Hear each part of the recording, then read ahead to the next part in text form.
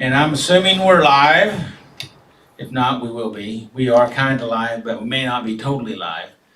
We're live in here, right? Yeah, it just popped up on my phone, Okay, then we're live. live on YouTube. Maybe a little delayed, but live. But anyway, welcome everyone. Thanks for being here. Some of the discussion we were having just before we went on air was last week we were having computer problems, which we got that taken care of. At least I hope so. You didn't check for volume, did you, Tommy? Yeah. So anyway, the volume, it should be all right.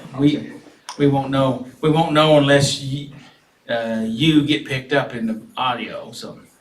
But anyway, but today it was a heater issue and Willie got that taken care of. At least it's, according to Lori, it's comfortable now. So here we are tonight. This is Saturday Night Live, Life Recovery. Life Recovery. I know I hadn't explained life recovery, but that's where we're trying to recover from the messiness of life. I was telling someone here a few weeks ago about, they asked what we did here, and I said, well, it's called Life Recovery, and we're dealing with the messiness of life, and it's substances, behaviors, obsessive compulsive behaviors, drugs, alcohol, all kinds of addictions.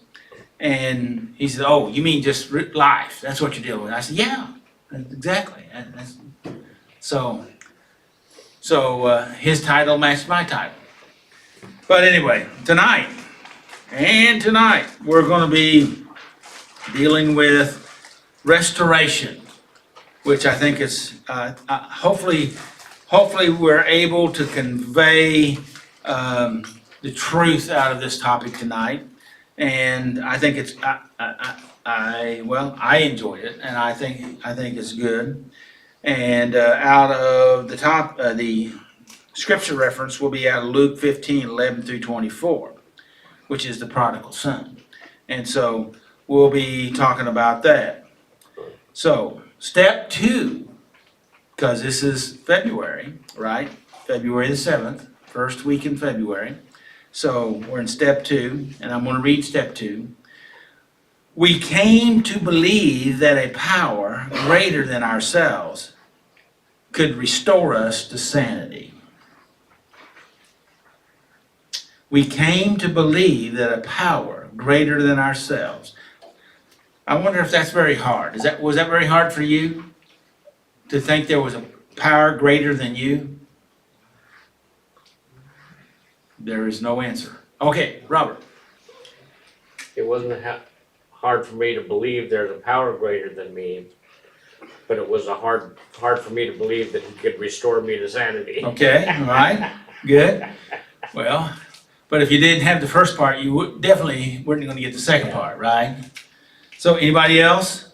Did you have a problem on believing that there was a power greater than you? Because I've talked with people that did believe that. Yes, John? I don't have a problem believing there's a power greater than me, but sometimes I have a problem submitting to that power. Okay, all right, okay, good. So we come to believe that a power greater than ourselves could restore us to sanity. So that means what's sanity, by the way? What's the definition of sanity? Anybody have a definition of sanity? Shirt sleeves definition? Opposite of insanity. Good, Robert. Good. And so, Robert, what's the definition of insanity? Oh, I know. The opposite of sanity. Keep doing the same things over and over and expect different results. Yeah, that's what Einstein said. Yes, Tommy. Reasonable and sensible behavior or thinking. Okay, that's sanity. Yeah. So I want you to read that again, but let me read the last part of the step, and then you tell us. I'm going to leave off sanity, and you give me the definition in the slot of sanity. Okay. All right. I'm just going to read the whole step, or the whole step 2. We come to believe that a power greater than ourselves could restore us to reasonable and sensible behavior or thinking. or thinking. There's also another one. Okay?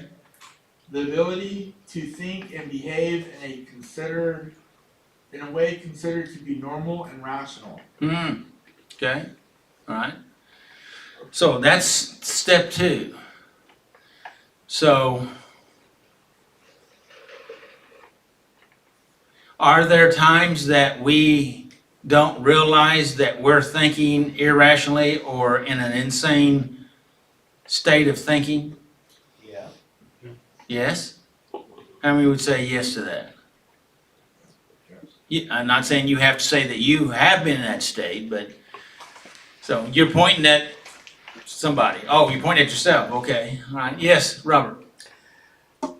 That's the thing, why the steps are so important. First, we have to admit that our lives have become unmanageable, which is not sanity. Right. Then we have to believe that a power greater than ourselves can bring back the sanity, help us be restored to sanity. That's good, all right. Thank you. So let's go to the questions. Oh, by the way, Vanessa texted me early this morning, said that she and Bobby weren't feeling well tonight, so the band will not be with us tonight, if you hadn't already figured that out, so. I apologize for that, even though it's way out of my control, which, in case you haven't hung around here enough, just, there's not too many things that are in my control, and believe it or not, or in your control, so. So anyway, so what does our topic is restoration, so what does restoration mean? And by the way, we do have a information sheet on this information that I'm going over right now, even with the definition on it. Thomas. Restoration means to bring something back to the condition it was created for. Not just to fix what's broken, but to renew purpose, dignity, and wholeness. It's more than repair. Repair patches things up. Restoration returns meaning. I like that last sentence there. Restoration returns meaning. Meaning will mean that you have purpose and hope, So, and of course, we talked about hope in the midst of suffering last week. Brandon, you want to say something? Oh, no, it's just, Okay. And so, and I thought that's a real good definition. And as I was praying and meditating, I was thinking about that, and I come up with another definition that is right with that. If you'll give me an opportunity to read it. Yeah. All right, this is it.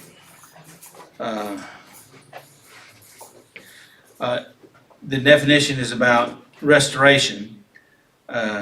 We desire restoration.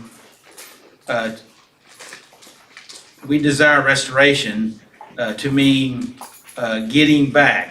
Oftentimes we think restoration is just getting back something, that we lost. Okay, but it goes on to say what we have lost: a job, relationship, or other former our former self. However, true restoration often means finding new meaning in the wreckage. Finding new meaning in the wreckage. I underlined that. It is about recognizing that our pain was not wasted. If we could grab that concept that the pain that we've gone through, it's not wasted. It is something that we can use and allow that to be a part of, to help us to make the transformation that we so desire to have in our life. So it's not wasted. Let me go ahead and read the rest of it. Was not wasted, but rather transformed into wisdom and resilience. So I thought that was really good. We're just not trying to get fixed or healed. We want to be transformed and come to the place that we don't just try to get relief from the obsessive compulsive behaviors or the addictions, but we are trying to be transformed, renewed, and that brings us into that state that God created us for in the very beginning. Does that make sense? Okay.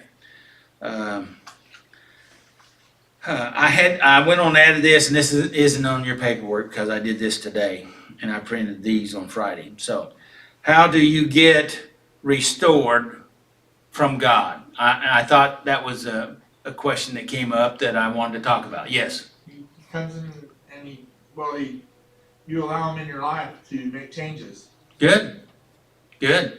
So you allowing your life is becoming aware. First part, Yeah. that you need something, which lines up with step 1 and step 2, right? And we're talking about step 2 because we're coming to believe. That means we now have shifted our beliefs to recognize that there's a power greater than ourselves that can restore us to sanity. So anybody else that wants to comment before I read my answer? Yeah, John. All of this requires that we humble ourselves and we realize that we are not the it of all that is.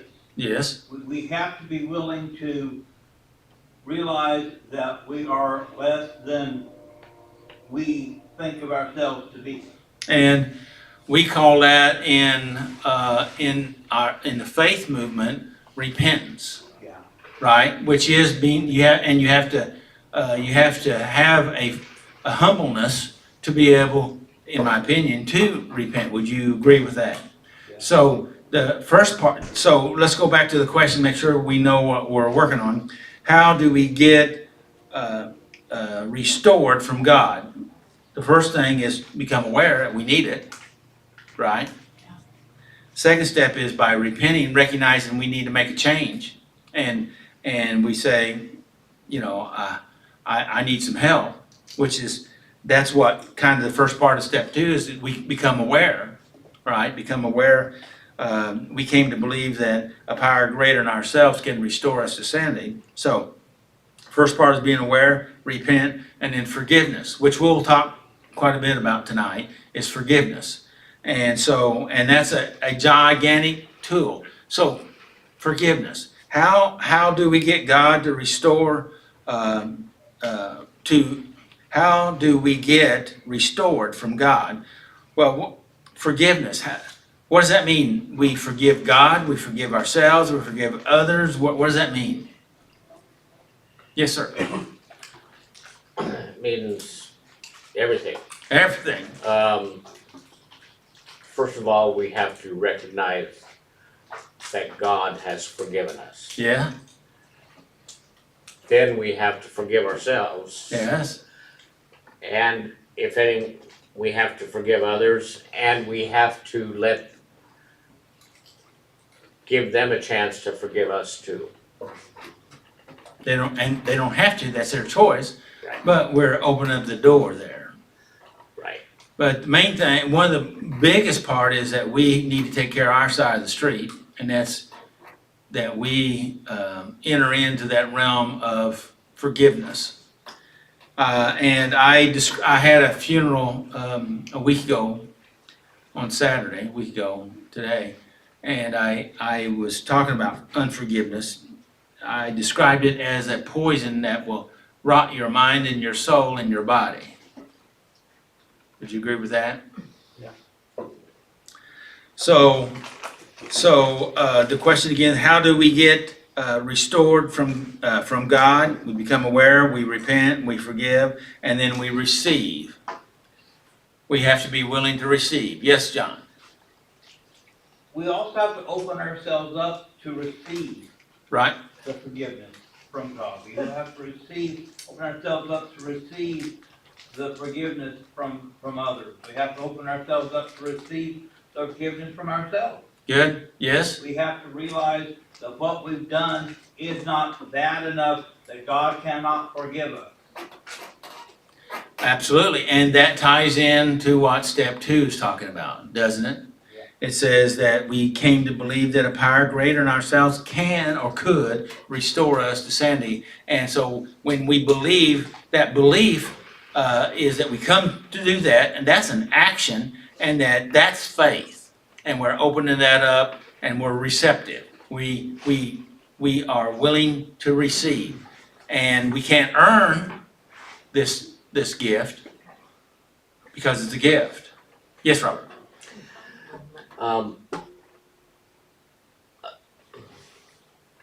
Many times, and in my own case,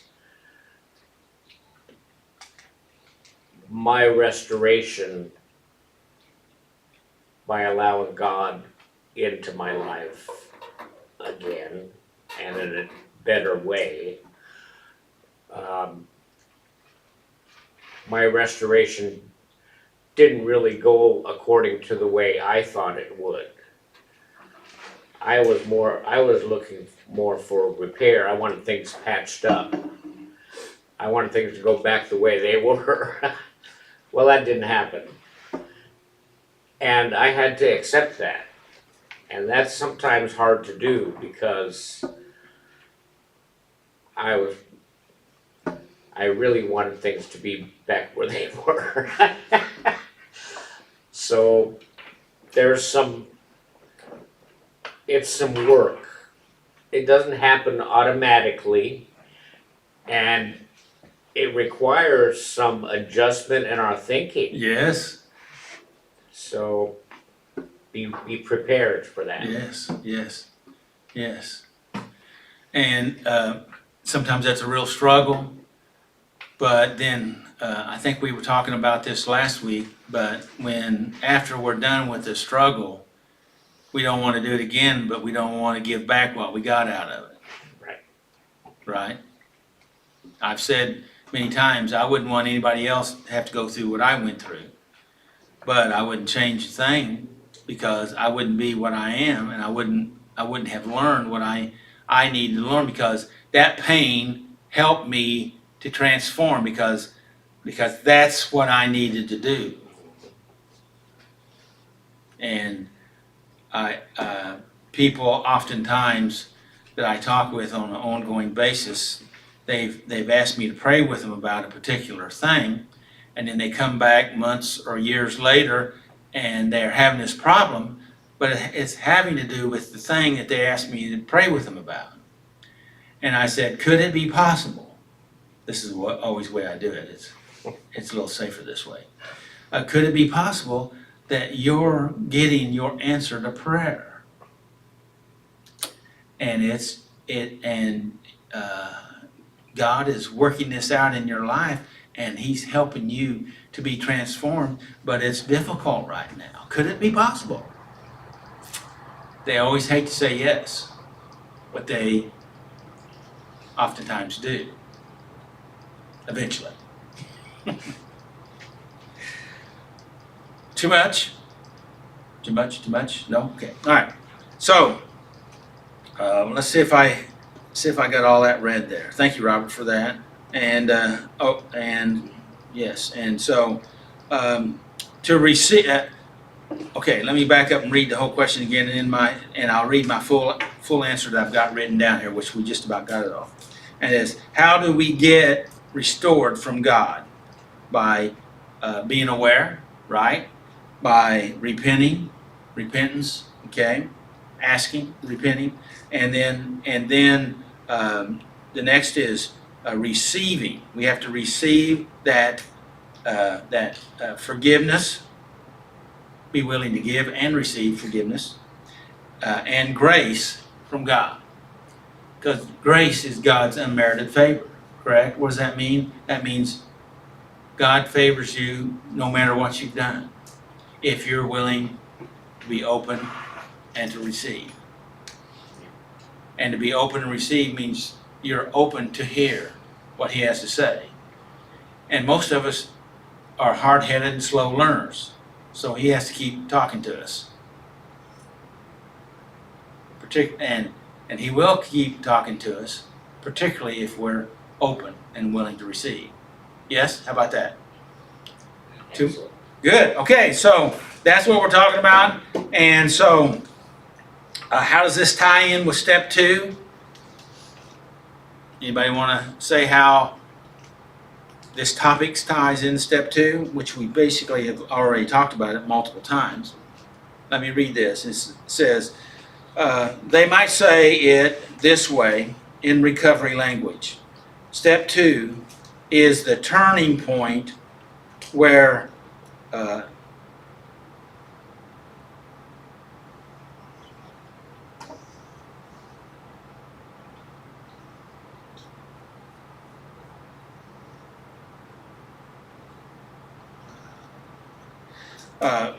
step 2 is the turning point from damages to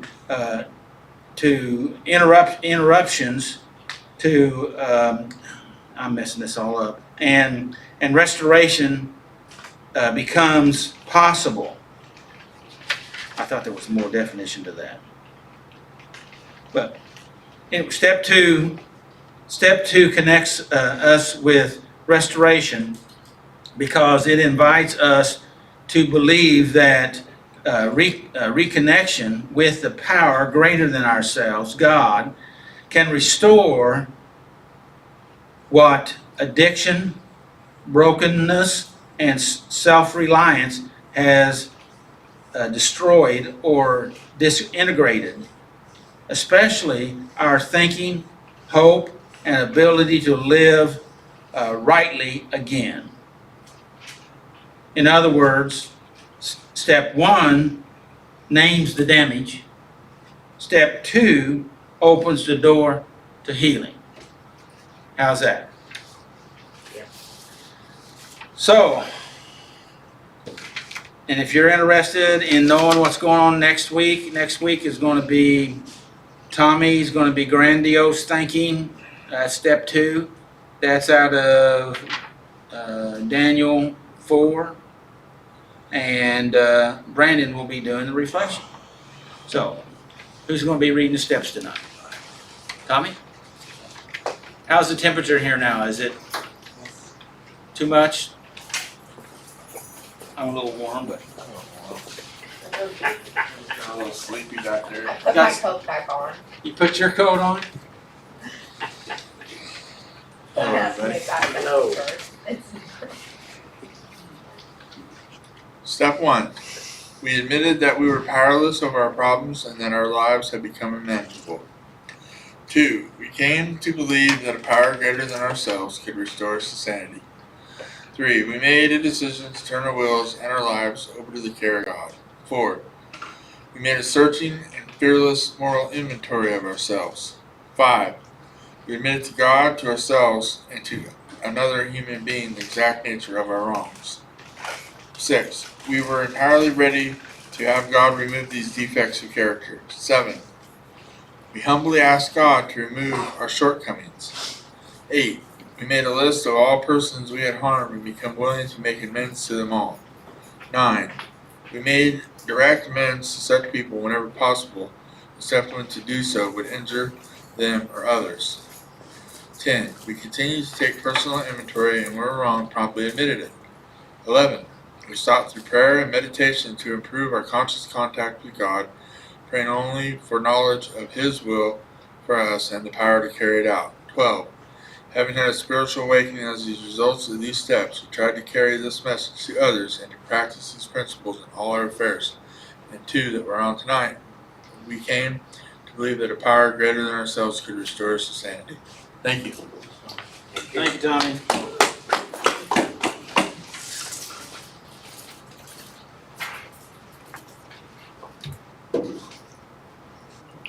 Good evening. That ain't right. Good evening.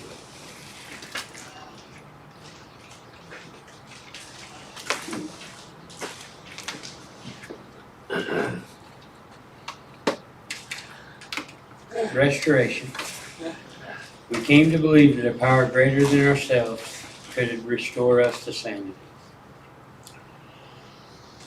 In the natural progression of addiction, life degenerates.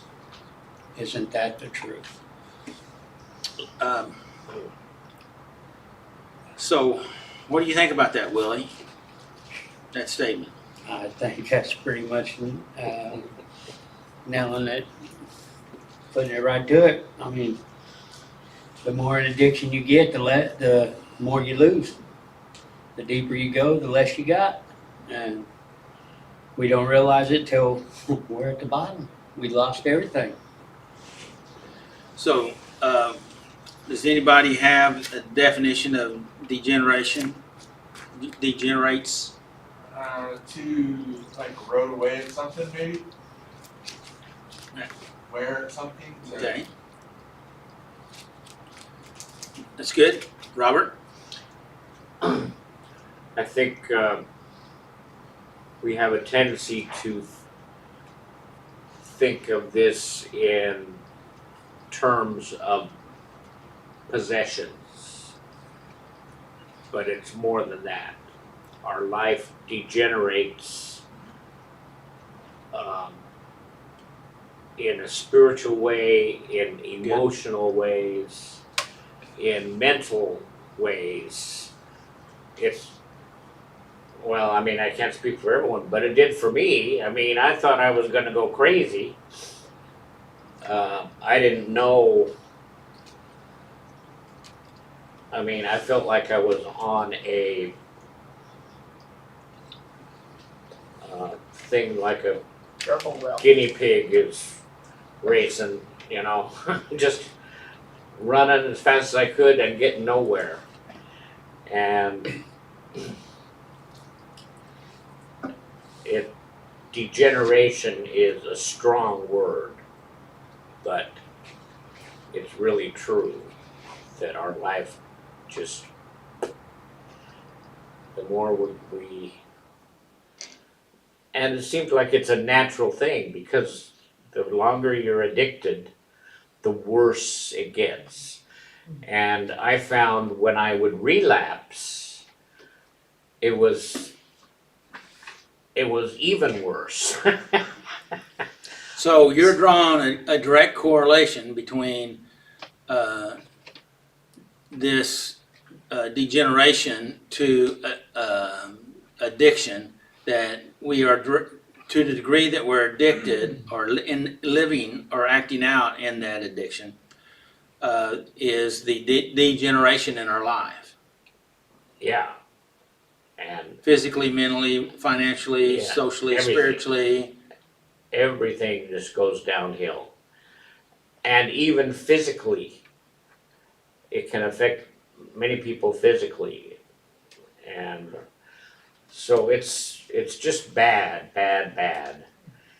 And the quicker that we can get some help to get out of it, the better off we're gonna be. And especially the power greater than ourselves is the best one to ask for help. What prevents us from doing that? Got any thoughts? Pride. Maybe not, for some people, not knowing about the power greater than ourselves. But for me, it was mostly just pride. I thought I could do it on my own. I got myself into the mess. I should be able to get myself out of the mess. But I wasn't able to. Good. Brandon, I thought I saw your hand go up. Did you want to say something? Just, I mean, like he was saying, pretty much self-reliant, prideful, wanting to let go of your way, Good.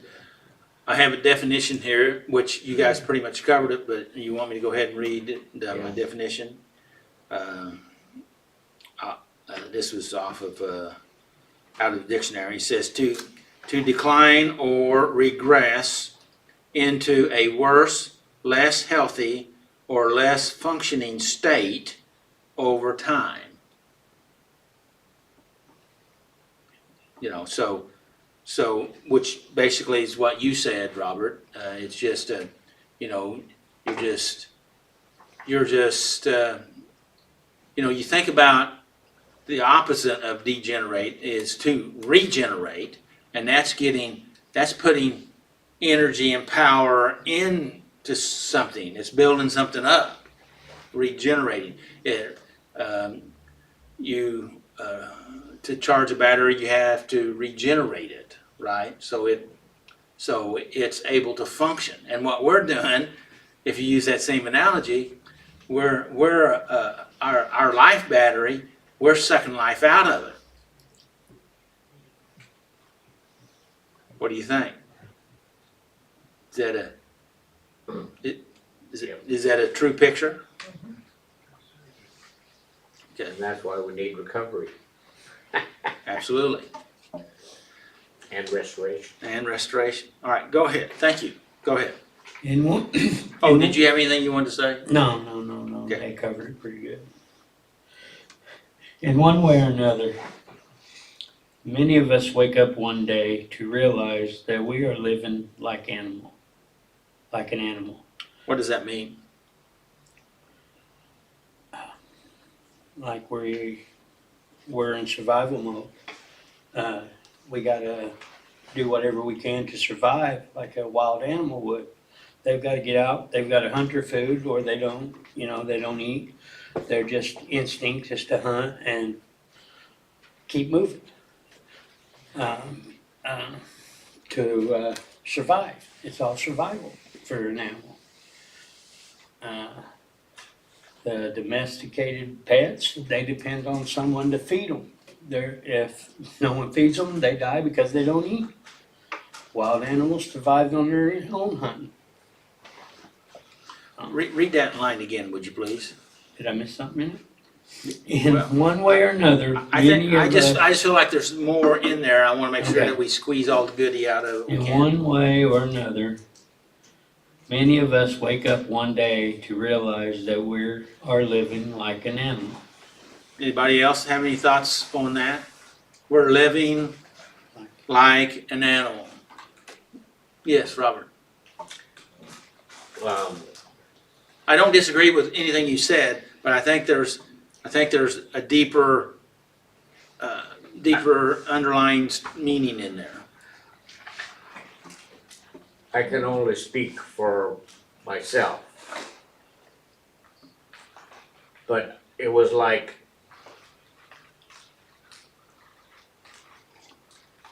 I was desperate. I was running around like a chicken with my head cut off, figuring out how I could get more money to go gamble with. And then when I got out there, I was hurrying to get out there to gamble at the casino. And I sat down at the table, and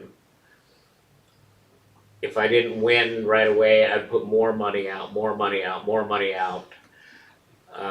It was like desperation mode.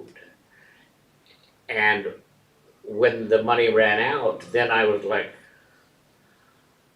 what in the world are you doing, Robert? And it was like, I couldn't believe it, but it's like I wasn't even aware of what I was doing until the deed was accomplished and I was broke.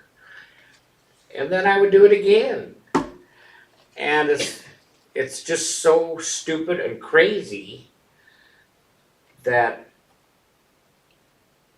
like the prodigal son, I would have been better off living as a slave, or he was living with the pigs and eating the same things the pigs were. So basically I was in the same boat, and I probably would have been better off if I just went and lived with the pigs. It's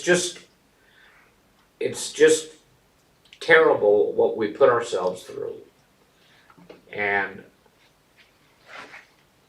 once we,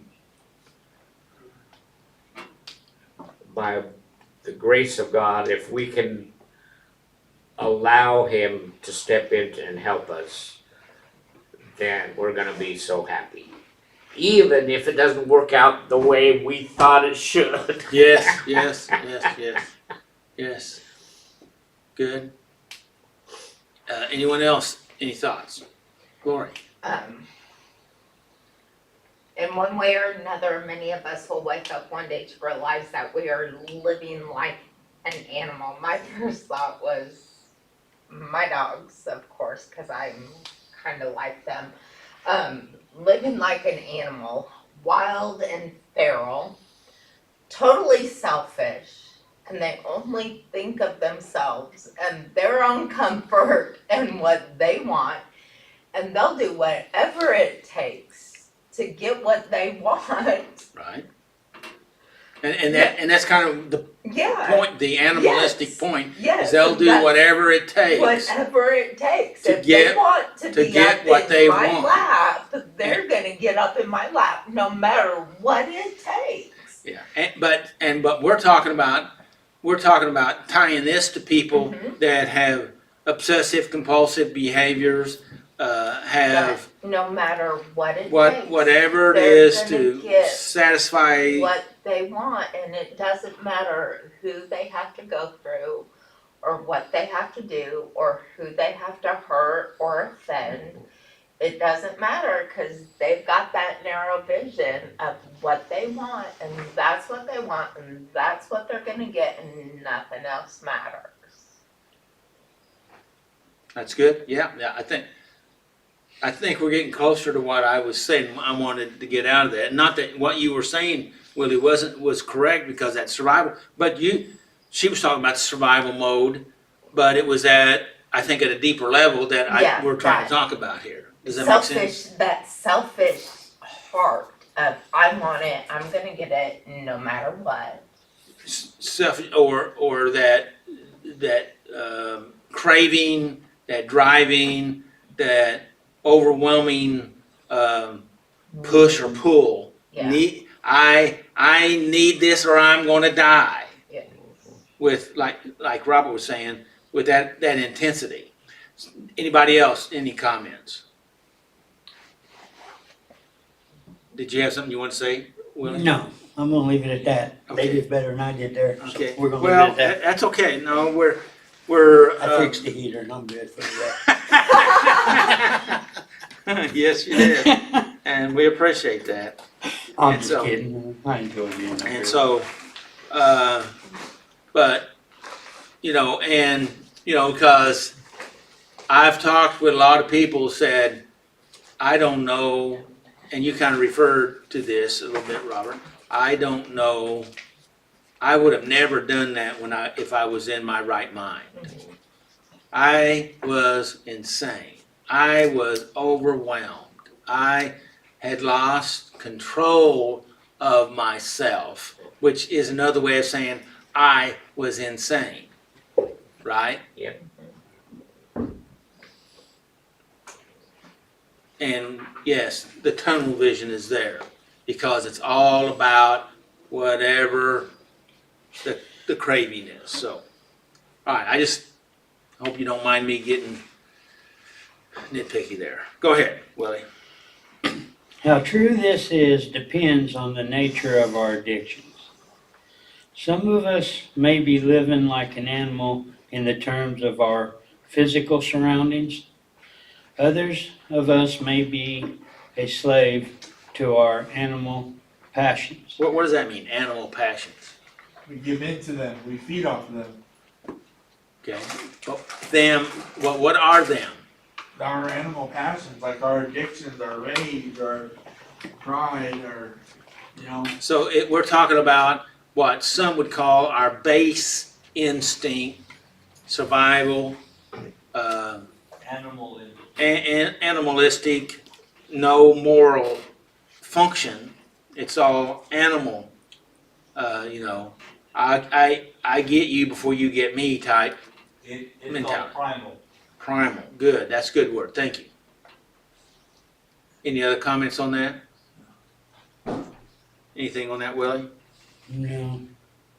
All right, go. We were in the middle of that line, I think, and I I'm gonna back up. Others of us have been a slave to our animal passions, powerful emotions that dehumanizes us and others. What does that mean, dehumanize? Means it's taking us away from hold on. It's taking away our ability to make our rash decisions, and we're doing it out of survival like an animal would. Okay, At least that's what I think. right, yeah. There's no moral basis You there. got no purpose. Yeah. Survival. What I want is right, and what you want is wrong, Right. basically. Go ahead. A young man took his early inheritance. What does that mean? He took what he had, all his what he had coming to him at a later date, from his parents and stuff. Okay, but you don't get a inheritance until somebody dies, right? Right. But he was wanting his inheritance. The word they used was early. Early. Means, Dad, I wish you were dead so I could have my money. That almost sounds like a dehumanized state. Wouldn't you agree? Very selfish thinking there. Yeah. Anybody have any comments on that? Okay, go ahead. And traveled away from home. When the money was spent, the women just a memory, and the high long gone, he resorted to slopping pigs and to earn a mere living. Okay, so what does that sentence mean? That the money was spent, the women was just a memory, the high was no longer. What does all that mean? Once all the glory's gone, or all the power, or whatever you want to call it, all the fame, everything, you're down to just yourself. And then you're out there looking, and you're doing what was considered the most dirtiest job around at that time, slopping pigs. Slopping pigs, meager, just Just- barely living. And in fact, he was so much not living that he was eating the pig food. Robert? In the scriptures, it says that he wasted all his money in wild living, which is a very good description. He probably drugs, women, wine, women, and song. Yes. Add in drugs. I'm sure there was stuff available back then too. So whatever made you feel good, I guess, And of course, when you have money, you attract people, and that's you have for him, it would have been a greater potential to have women around, and we know women cost money, right? So, How come I'm You're- not looked at? huh? How come people were? Because you're the only woman in here tonight. Tina's here. Oh, I forgot about Tina. Sorry. Okay. Here, Will. I didn't say it, sorry. He at least had the decency to keep his head down and keep his Yeah. smile. Yeah. I'm the one that has to go home with you. Yeah. So I know when to shut up. And That's wisdom, love. I think last year when we talked about They're picking on me. the stuff that they were feeding the pigs, of course it was spiritually speaking, it was inappropriate for a Jew to have anything to do with pigs. Yeah.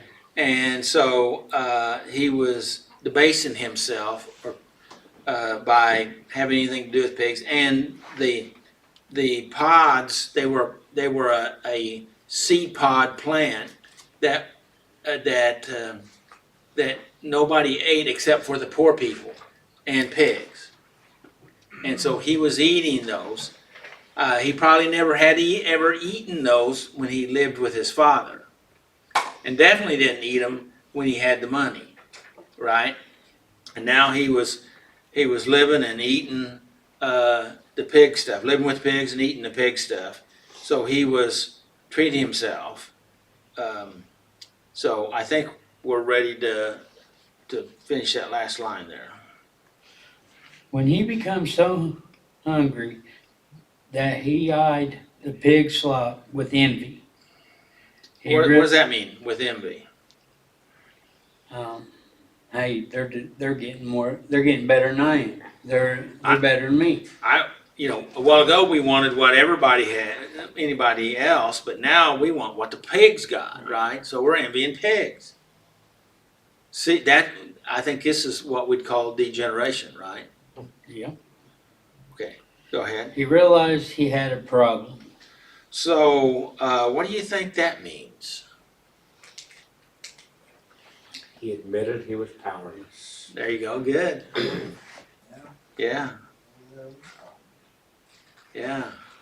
He woke up, right? Yeah. You know, he maybe had an awakening there for a moment, right? Yeah. We'll talk about that, I think, in the scripture. So go ahead, Willie. In Luke 15, 17, 18, and 20. When he finally come to his senses, he said to himself, What does that mean, come to his senses? Became aware, maybe? Okay, realize something's wrong. okay. Well, Let's let's think what I want. yes, so let's think about it for a second. Let's go a little deeper. He came to his senses. So where was he before? Degenerated. Yes, Insane. he was insane. Insane, yeah. His senses, could it be possible that he wasn't even allowing his sense mechanism to help him to survive? Yeah. What do you think about that? That's kind of a new thought. When you for me, thinking about that way. He lost his natural sense mechanism that God's given all of us. How could you do that and not know it? But yet, we've all been there. Correct?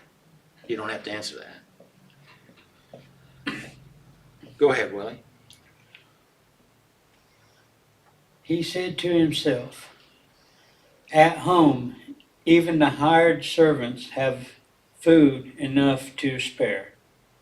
And here I am dying of hunger. I will go home to my father. So he returned home to his father. And while he was still a long way off, the father saw him coming. What is that? Do you have a picture in your head? What does that mean?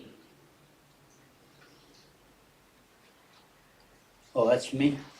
Means his father's sitting there waiting for him to come back, and he can see him, so he's going to go out to meet him. So this Father represents all of our Father, Yeah. our Heavenly Father, right? And he's looking for us. And a while ago we talked about, I think Robert mentioned about not knowing if God would. He could, but would he? And this Father is waiting on that return. Just like Adam and Eve, when God called to them, Adam, where are you? He knew where they were, but he needed them to respond so that, and get in a place where they're willing to receive. What do you think about that? And so that's the same thing right here. And I personally believe his father knew where his son was all the time, because I believe he had probably people watching him, checking on him. and we're not to intervene unless absolutely necessary. That's just my personal belief. I can see that. And so I would say he had a report, because he had a farm to run, and so he wouldn't sit on his front porch every day waiting on me.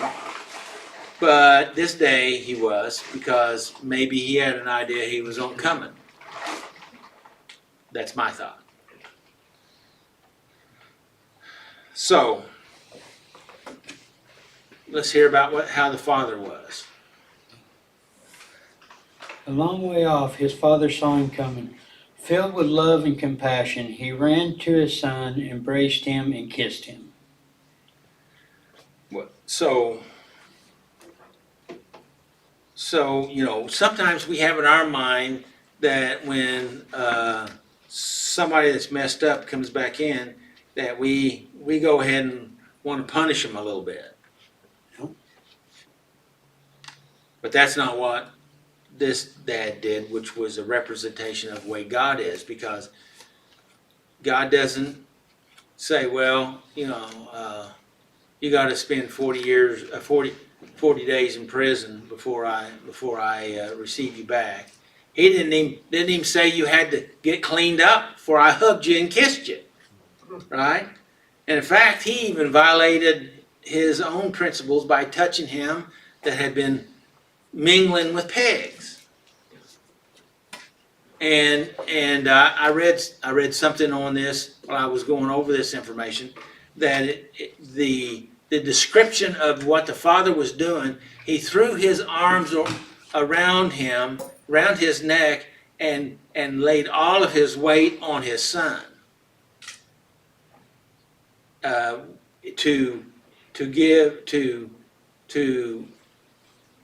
a sign of totally accepting him back with his dad. And then, of course, then things happened after that, where he called for servants and a ring and some shoes and a robe to help him to make that transition to who he used to be and now he is again. Even though maybe he wasn't fully convinced, because all he wanted was to be a slave. But he says, no, you can't be a slave because you're a son. So, go ahead, brother. I've got down here, verse 19, which was left out of what we read here. It says, and I am no longer worthy of being called your son. See, he didn't want to be a son anymore. I'm not worthy to be your son.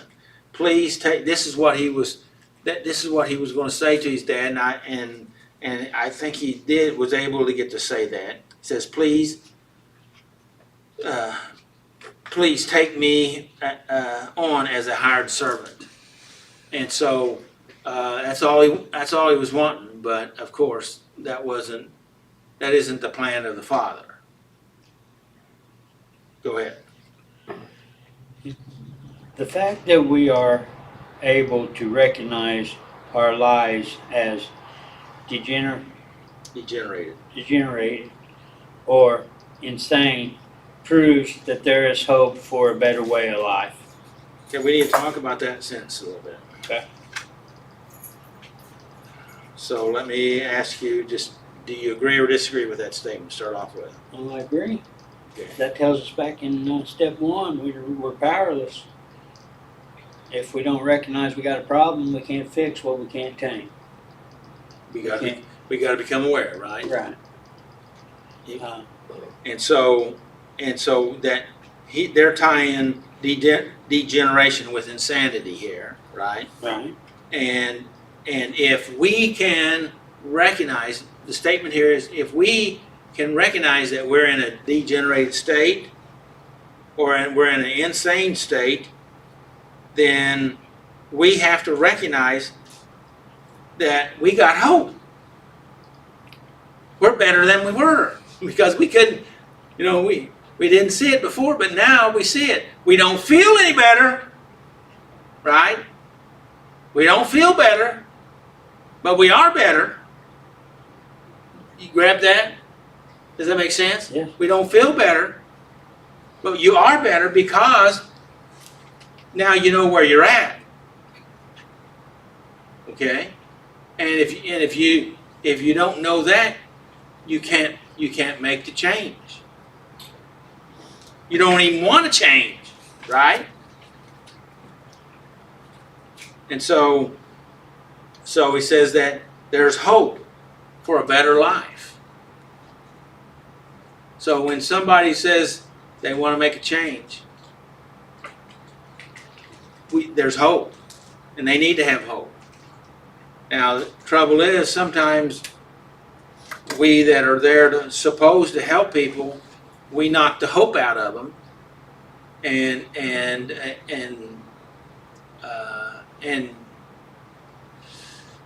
sometimes it's pretty fragile at that point.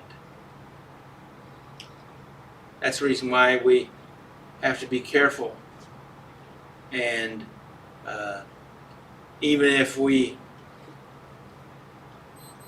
though we know it's going to be a hard turnaround, we need to do our best to not enable them, but to help them by reinforcing that there is hope, and have them draw on that hope. Does that make sense? Sometimes we get frustrated and give up on people, and it's easy to do. It's easy to do, but we need to recognize that if they realize that they're in this insane state and they want to get out of it, then they're on the path, even though they're not very far down the path. Does that make sense? Does that make sense to you? Yeah. Okay. Go ahead, Willie. We are reminded of times when life was good, and we long to have the goodness restored.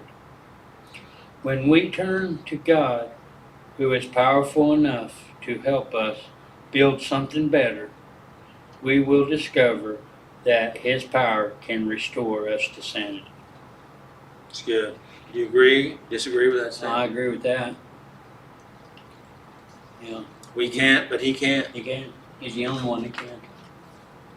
And we need to give Him a chance. Trouble is, sometimes we hold back from giving God a chance, right? Stubborn. Hard-headed. Well, I think a big of it is we're fear of failure. Yeah. You know, and sometimes we're unwilling to believe that God can forgive us because we can't forgive ourselves yet, and so we do to us what I just asked for us not to do to them. You know, they go to judging yourself, condemning yourself, damning themselves.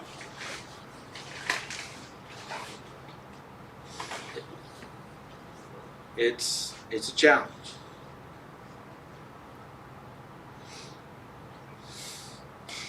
So,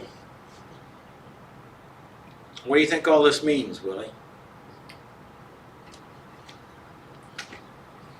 To be what I think it all means. That was my next question there. You change that around on me. It's supposed to be what you learned. Yeah, well, I didn't. I had one more in there. Oh, okay. Wasn't prepared for that question, but I'm gonna do my best to answer it. Mm. To me, That's why they're there. to me, getting restored is just the start of what I could become with God's help. What I can do for Him once I'm restored to myself to help other people reach their potential. Good. So why did you pick this topic? Because I didn't get to ask it in the very beginning. Because I need restored. I mean, I've been fighting for 2 years. Ever since my mom passed away, it's been a struggle after a struggle after a struggle to keep me from falling back to where I was 4 or 5 years ago. And I just have to stay and trust that God has the right answer for me. And I just got to wait for Him. I got to be patient enough for Him to give it to me so that I don't fall back on my way. Okay, good. Any comments from anybody before we do the last two questions? Okay, last two questions. And they are, what did you learn from this lesson? Restoration takes some time. It's not going to be overnight. We didn't get in this mess overnight. And if you want something, it's like restoring anything, any object. You're going to do it, make it better, put it back to how it was, if not better. Borrow a tool from somebody, you return it to the same, if not better. On that, and that's just the way it is. It's going to take time to get every part working right, and it's no sign that I'm going to get it before it's done. But as long as I'm working to it, it's good enough. So how does that line up with this restore statement about, how does that line up with us and our messiness in our life? Because With the restore aspect that you said about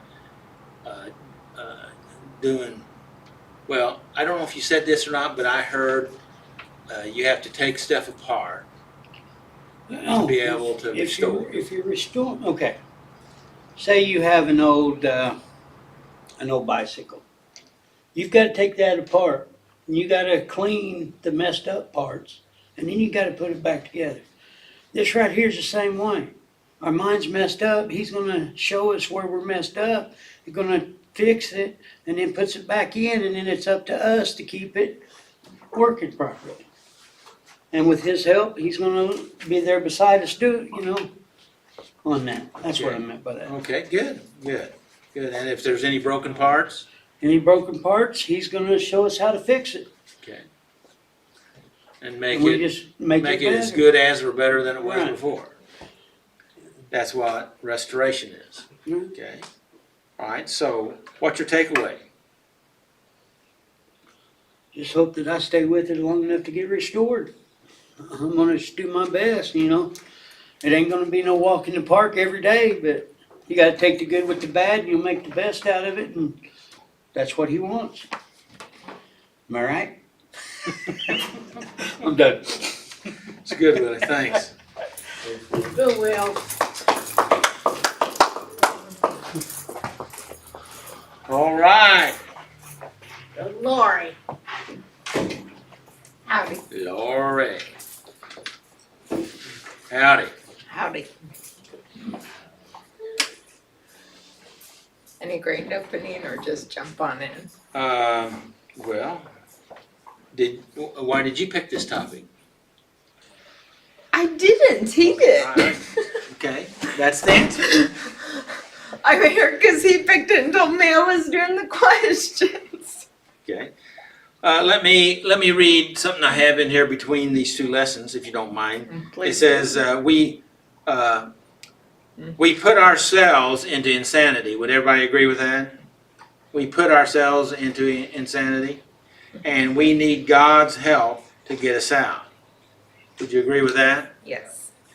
And then I have a quote from Einstein. It says, you cannot solve a problem with the same mind that created it. So what does that mean? Gotta have someone else help you to fix it. If you created the problem, you're gonna have someone else help you fix it. And that's step 2, right?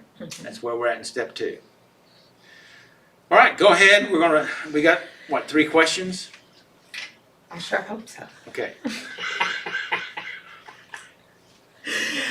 How have my compulsions and addictions led me to compromise my values, convictions, and principles? Uh,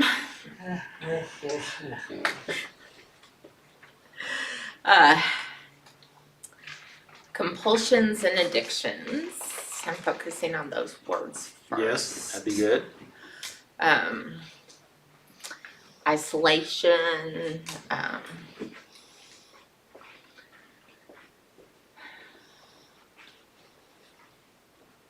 thinking here. I didn't write anything down this week, I usually do. Well, self-isolation, negative thoughts, depression, kept me from, well, led to losing family for a time, for a good long time. Kept me from church.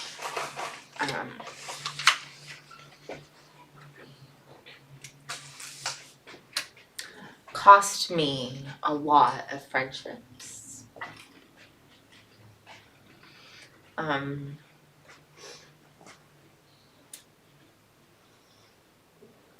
Did lots of things that I never thought I'd do. Things that I'll never be able to undo.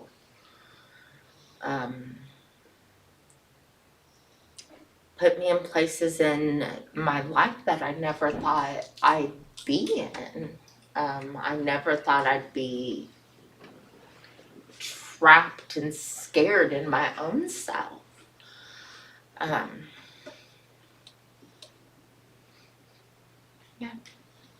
Okay. And that's a scary thing when you're trapped inside yourself.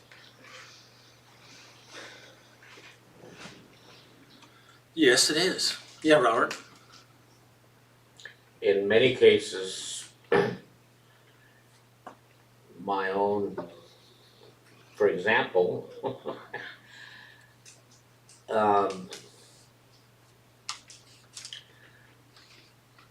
I never thought I would steal, but I ended up stealing from my employer, and it caused me a lot of trouble. I had to do time in prison over it, and I had to pay it back. But that, I never would have thought that I would do that. That wasn't the person that I thought I was. But my compulsion and addiction led me to do that. I compromised my principles and went down that path to feed my addiction. And I think that's true with a lot of people that have addictions. Yep, because it because that's basically the definition of an addiction is that it becomes first place in your life, and it drives you, it consumes you, it takes over all your thoughts and energy, mostly. Oh yeah.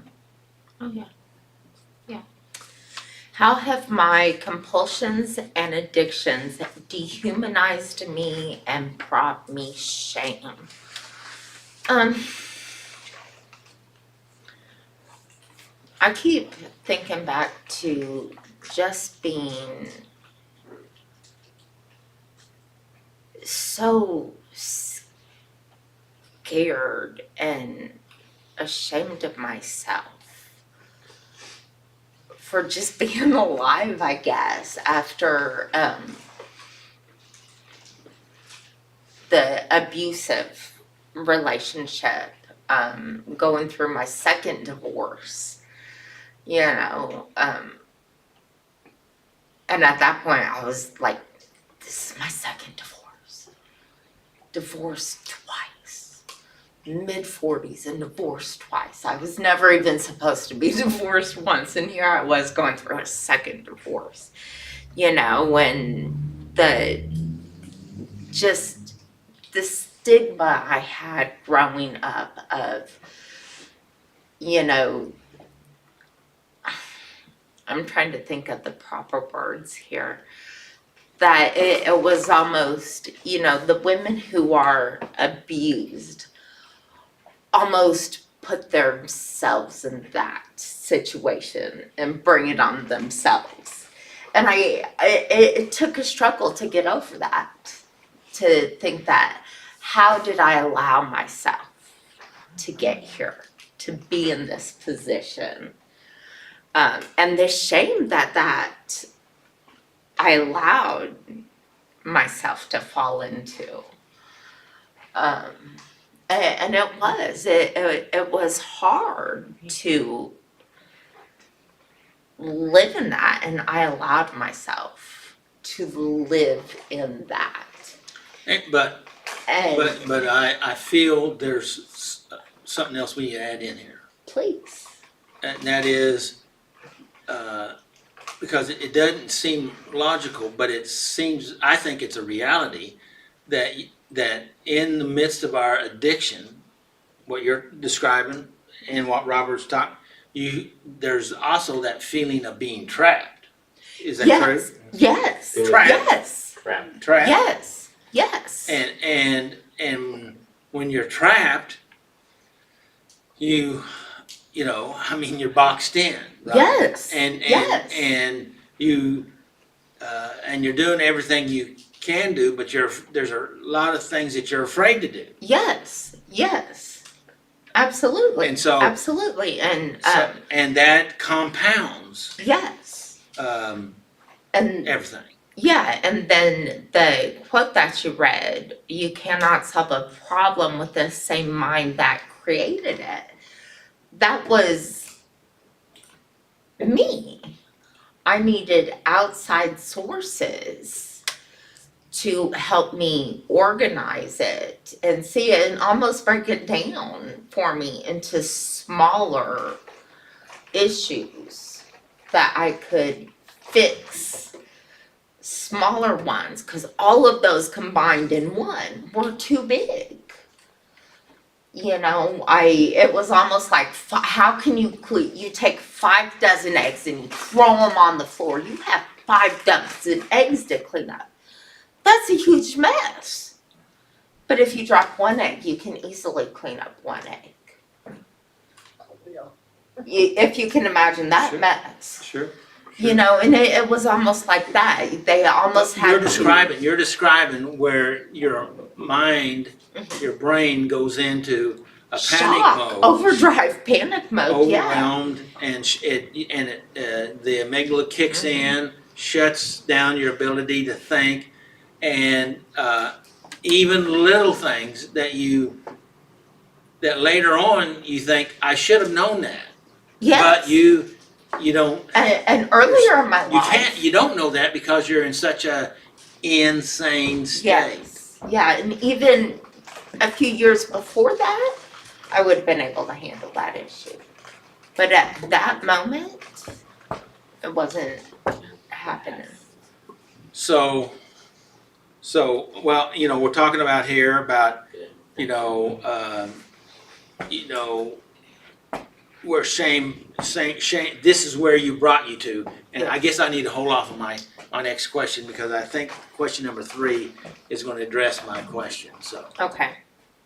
In light of how my addictions and dependencies have degraded me, am I now open to a deeper level of believing that the power and forgiveness of God will restore me to sanity? With a firm yes, I can confidently say yes, because I have experienced it. But what about the Lori that was in that insane state? Mhm. What would you say to her to help her to move, or, to get her footing in that insane state to be able to move towards that sane state where believing that God could restore you to sanity? What would I say? What would you say to Lori?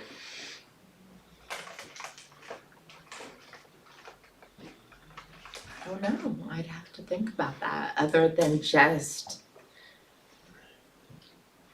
don't stop. Grab on to God and don't let go. Find God, seek God out, and don't let it go. 'Cause he's the only one. Don't recognize that you're not alone, that Yeah. God is there with Yeah. you and that Yeah. you're open to that. Yeah, And- find someone that is going to show you that truth. Cause I knew that truth. I did. I grew up in church. Right. I knew. In my heart, I knew. In my head, I knew. But there was a disconnect. The longest 12 inches is between the head and the heart. The head can know something, the heart can know it. And my heart did know it, but it's somewhere in there it disconnected for a Right. moment. You think that was self-judgment? Absolutely, it Okay. was self-judgment. I was so disgusted at myself. And I knew God forgives. And I knew God can forgive everything. I couldn't allow myself to go to God for forgiveness because I was so ashamed of myself. And that's exactly what God was trying to get Adam and Eve to do, was to come, Mhm. right? And that's what we're trying to do. And he spoke to you and encouraged you to come, and you had a moment of clarity because you heard it and you responded, if I remember correctly. Yes, yeah. And I got to a point where I was so lost, so scared, so broken. I finally had to reach out for help. I knew I couldn't do it on my own. And I'm not one to ask for help. I'm not. I'm very strong and independent. You know, maybe not physically as strong as I used to be, but very independent and very strong-willed. Very much I can do it myself. So when I couldn't do it myself and I needed help, that was eye-opener. So is that kind of like the prodigal son feeding Mhm. pigs and Yes. and wasn't able to even live Mhm. in that And- job? Yes, and then funny story, I'll shorten it down. I had reached out and made a call to get help and put out the call to receive help. And I was told that help will call you back. But the help forgot to call me back. The help was busy that had been summoned to help me. The help forgot to call me back. And I did have to do it on my own. I had to make those crucial, important steps on my own. And I am so glad I did. I'm glad that call didn't come in when it didn't come in. I'm so glad I had to reach to God on my own instead of a physical person to do it for me. That I had to do it Good. on my own. That I had to find God on my own and use God as my wubby, you know, as my safety security blanket and make those scary steps on my own. Just like Apostle Paul when he went to Asia and he thought he was going to die, and he said, all this happened to cause me to totally rely on him. Yes. And then it was a few days after that call came in for my help. Good.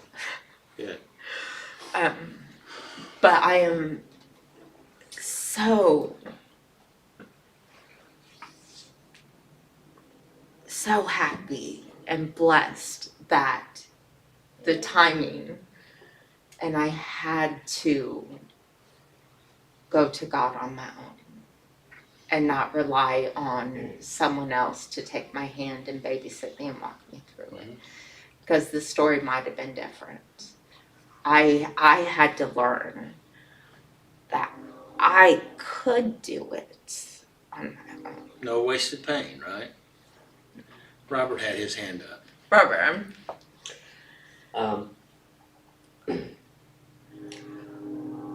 I was like you, I grew up in church. But I got far away from God. But in my mind and in my heart, I knew that He was there. So when I finally realized that I was powerless and that God could maybe help me, I reached out. And I saw it came to me in steps. It wasn't like the floodgates opened. It was like little things started happening. And I just had to thank God for doing it that way. yes. Because if I would have just, if it would have just overwhelmed me and I would have thought, It would have been too much and you yeah, couldn't it have would have been handled too it. much and I probably would start gambling again. And so there's a reason we say that He's a power greater than ourselves. He knows what we need Mhm. and when we need it And how and how we we need need it. Exactly. So I appreciate what you're saying, that you're glad it happened the way it did. It has to Yes. happen the way God Yes. plans it, or else it's not gonna work. Yes. And the result will not be the same if it's not in God's will and And God's usually- timing. The cause of it not working according to God's plan is because we get too prideful to say we don't accept it the way God wants it to happen. We mess it up. We don't We put take it, control. we don't put it in God's hands, we take it out of His hands. Right. Mhm. Or think we ourselves maybe, Instead of him. do what? We think ourselves instead of him. Yeah. Yes. Right. We, We think that we did it. yeah, Mhm. yeah.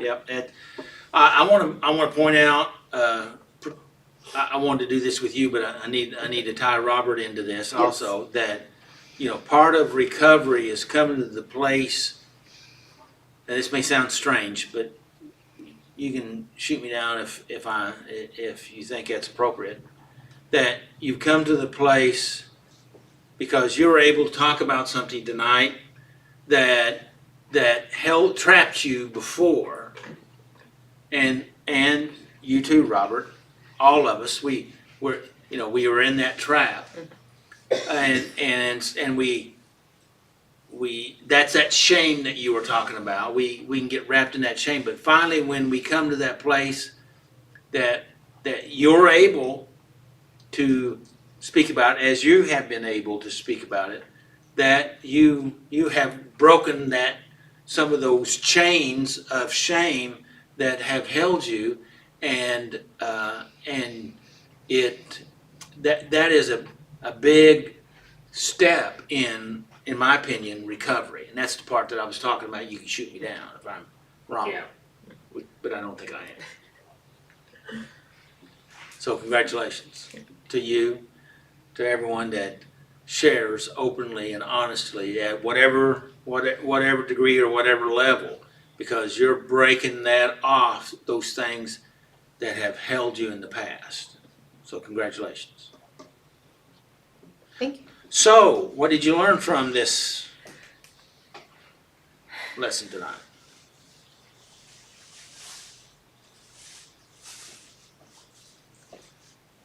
God, always go back to God. When I was gonna say when all else fails, but don't wait until all else fails. First and foremost, go back to God. And He don't wait for the insanity to hit. Mm. Just stay with God, and He's gonna keep the sanity. But when you start to go, God's gonna pull you back and keep you on the path. But don't be afraid to go back when you do start to slip. And I guess also that there's no reason to feel the shame of the past. Because it's all That's what you say now, That's what I say now. but it's not so easy to come to that. No. Making those transitions. No.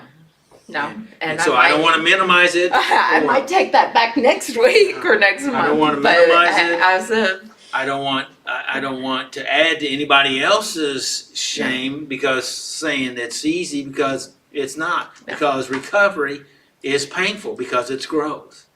But it's good, it's good pain, not bad pain. yes. But if you've grown and learned and bettered yourself, and you're giving the glory to God, That's good, yes. gotta add that. Giving the glory to God, because it is. Then it's for His glory, and it is worth it. So what's your takeaway from the lesson tonight? I'm still growing, I'm still learning, and it's still worth it. That's good. Any questions for Lori? Well, I'm just grateful that God just working in my life and removing that degenerative state of living that I was in, Good, and giving me something new to live for and something new to pay attention Good. to. And good. That's great. Congratulations. thank you. Congratulations. Because, like our lesson said, because life can be better. Yeah. And that's what restoration is about, is restoring us to as good or in better condition than we were. Mhm. I don't know how we can be better than the way God made us, but that's what. For him to know. Yeah.